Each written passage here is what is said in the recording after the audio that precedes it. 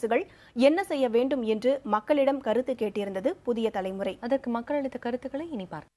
முதல்ல நம்ம நாட்டில் இருக்கிற அறதப்பழைய சட்டங்களை பூரா குவாஷ் பண்ணணும்.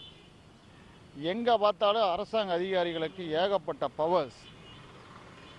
அவங்களுக்கு லஞ்சம் தான் வேணும், வேறு எதுவுமே நாட்டை பற்றியோ தொழில் பண்ணுறவனை பற்றியோ பொதுமக்களை பற்றியோ அவங்களுக்கு எந்த விதமான கவலையுமே கிடையாது.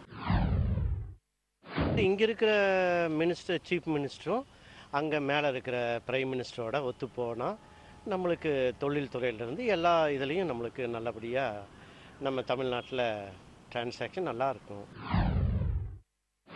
24 சப்ளை இருந்தால் தான் தொழில்துறை வளரும். அப்புறம் ரெட் டேப்பிசம் அது சுத்தமாக ஒழிக்கணும். ஒரு லைசன்ஸுக்கு போனால் காசு கேட்குறது, தேவையில்லாத பிரச்சனை பண்ணிகிட்டு இருக்கிறது, இதெல்லாம் பண்ணாங்கன்னா நல்லா நடக்கும்.